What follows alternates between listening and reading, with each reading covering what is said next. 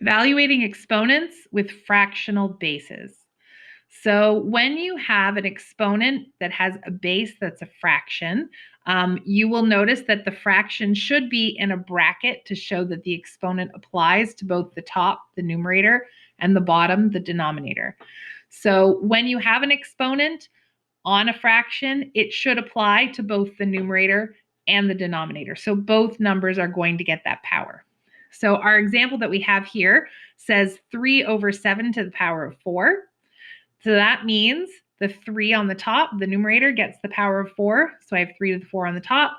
And the 7 on the bottom also gets the power of 4. So I get 7 to the power of 4 on the bottom. And then I would simply use my calculator to calculate 3 to the power of 4, which is 81, and then 7 to the power of 4, which is 2,401. So we have two examples that we're going to work through. So our first one says, evaluate each of the following. 1/3 to the power of 5. So because there's a bracket, it's showing me that both the 1 and the 3 should get the power of 5. So I would calculate 1 to the power of 5 divided by 3 to the power of 5. So 1 to the power of 5, 1 times 1 times 1 times 1 times 1, or using my exponent button on my calculator, gives me just 1.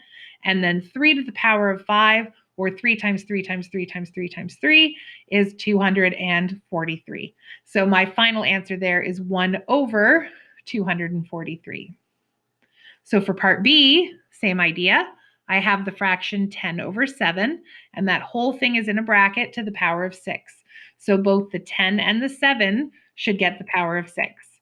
So I get 10 to the power of 6 over 7 to the power of 6. And then using my calculator, I would calculate 10 to the power of 6 and 7 to the power of 6. And I end up getting 1 million over 117,649. And that's how you evaluate an exponent with a fractional base.